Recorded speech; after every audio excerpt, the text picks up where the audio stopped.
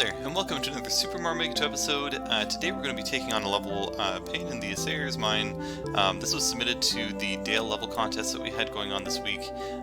So I actually recorded my first impressions going through this, or at least I thought I did, and about halfway through it kind of conked out. So I lost most of the more interesting footage, unfortunately.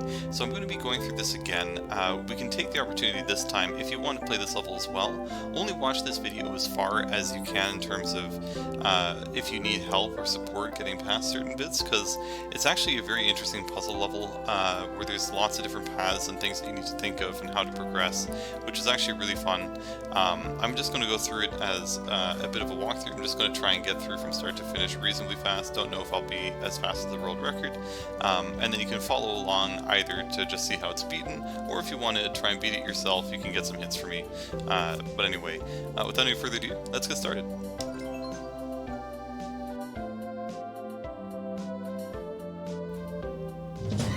Okay, so here we are at the start of the level.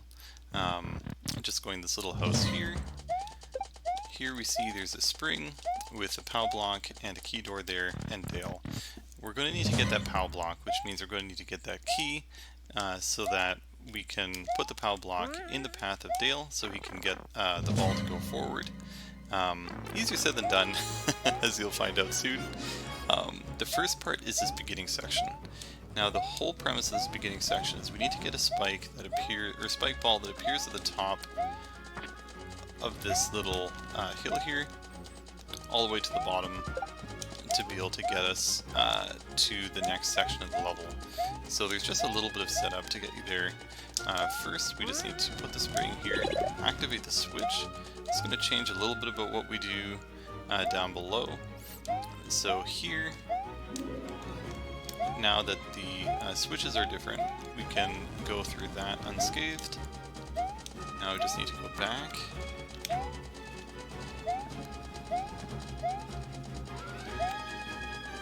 Okay, so as we see, there's a launch here now.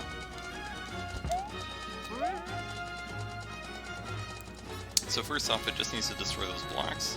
So we're going to wait here for the second ball to drop. Okay. Now we just need to drop this here.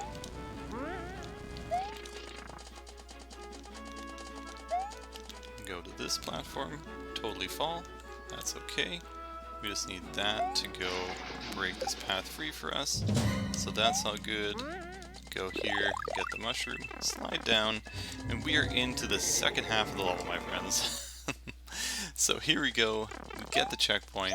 Now this is where the difficulty really starts. As you can see, there are 10 coins that we need to get. So in this section, there's a lot of stuff you need to do to progressively get better power-ups to be able to get everything that you need. So the first things first, we need to get the mushroom power-up, because that's going to let us get to sort of the bottom section of this area. So by doing this little puzzle here, not too complicated, we get the POW block. Allows us to go through that door, and now being against the ceiling will push me through there, and now I'm in the bottom section of this level.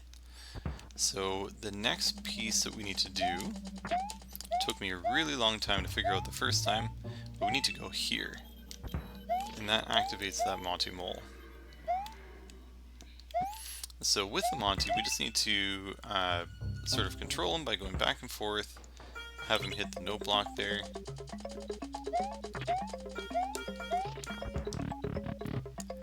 Go into the speed door.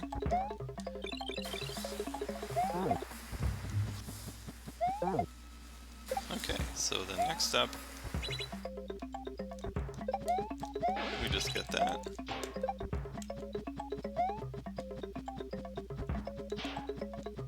Now, actually I haven't done this before, so I'm just curious to see if there's anything going on over there. So I think I've just changed everything about this level. Okay, now the switches are different. This is completely new from what I've done before. So I did some kind of cheese method of doing this before, but now I might be able to survive by doing this an easier way. The cheese may still be necessary, but I'm not sure. So first off, we need to go in the front of this cart. I feel like that's the most consistent jump over both of those two. Might be better to do a spin jump there, not entirely sure. Make sure you don't die of that fire. Ducking, I feel, is better to make sure you don't get sniped from the back somehow. Now you can shoot this up. This launcher will shoot out a shell. You'll switch to that shell.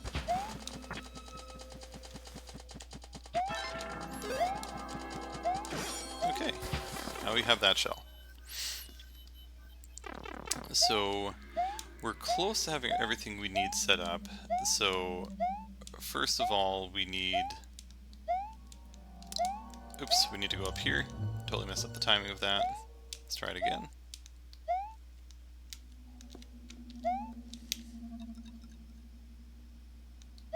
Okay. Oh gosh, okay. Try that again. So, as far as I'm aware, I still am doing kind of the cheesy way. I don't know if there is a correct way of doing this.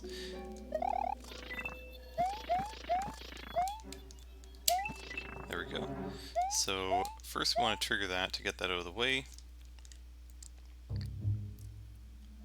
Next, we need to lose this hat. And blow up here. So now we have the second checkpoint. Thank goodness. Now, because I don't think I will have enough time to beat the level, I'm just going to respawn at that checkpoint, but now everything's going to be really different. So, at this point, what I did with Dale there to get that on-off switch actually doesn't really matter, because now the on-off switch is going to be set the way we need it to be. And now we're already going to be able to get this. So, at this stage of the level now, all we need to do is we need to now collect all the coins. We have everything set up, what we need set up. So let's just try and get them in some random order. First off, we already got the first coin that was with that claw. The next one we're going to get is going to be down here. Let's first make sure that Monty doesn't hurt us. There we go. Coin number 2. Okay, so next let's get another easy one. Which is now that that is not activated.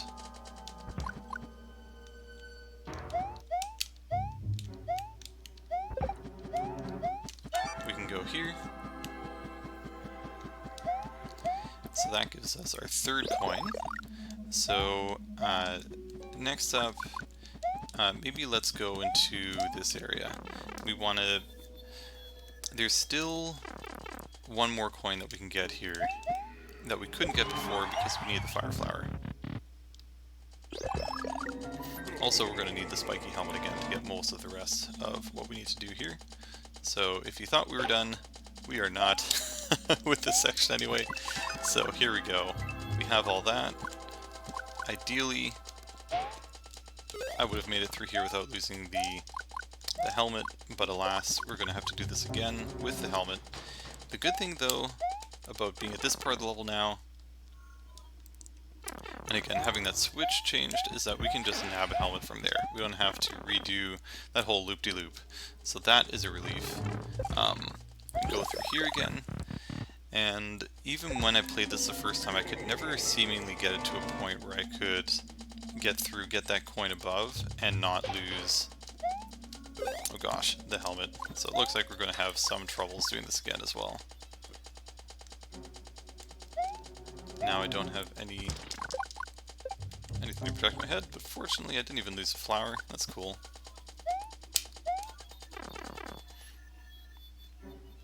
Got a little thrown off there by where the hammer bro ended up being. So let's go get that guy. Jump back in here again.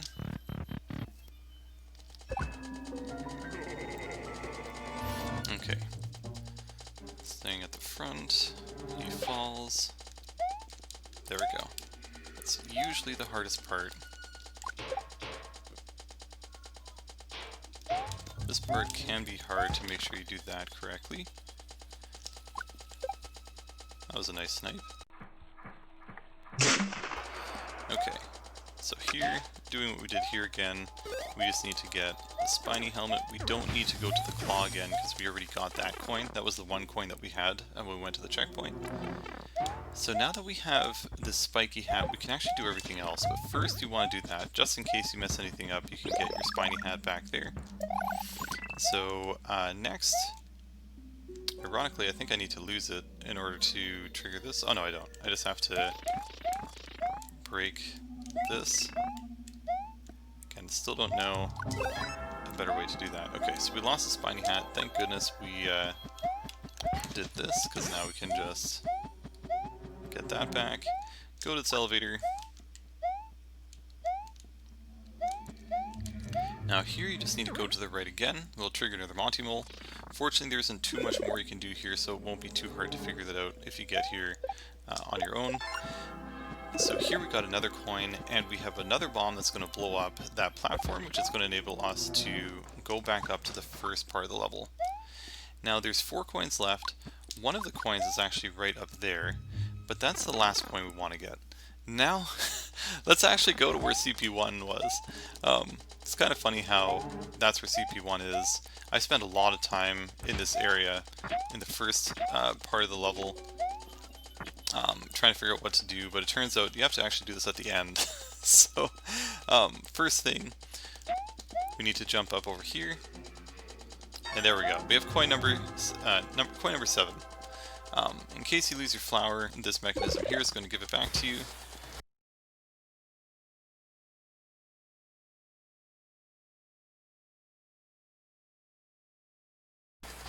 So kind of the creator to give a lot of those things to make sure you didn't have to redo stuff. Now this part of the level, reasonably straightforward. Just have to bounce along here. When I was doing this just at CP1, you don't have the dry bowl, so some of this is less consistent.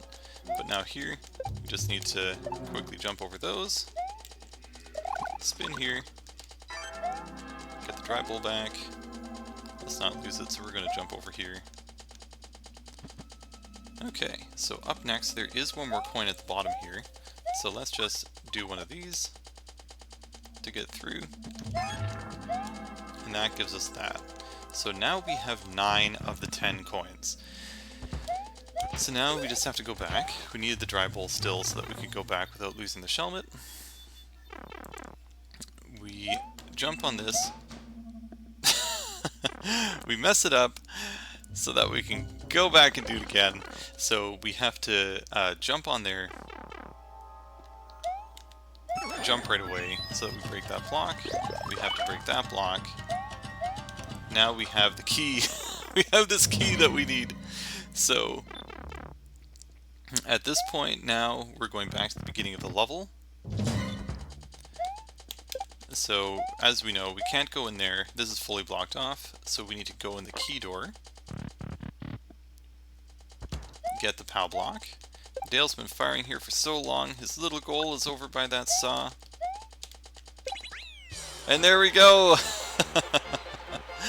Oh man, so, oh my gosh.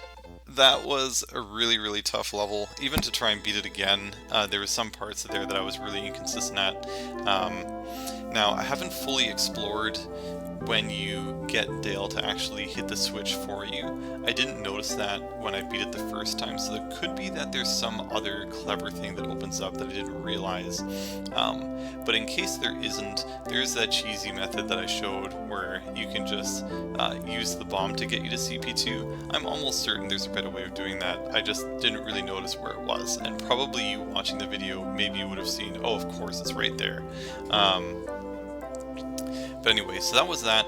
Thank you very much, ClearMises, for creating this level for the competition. It was a really difficult level, but it was still a really fun level to go through as well.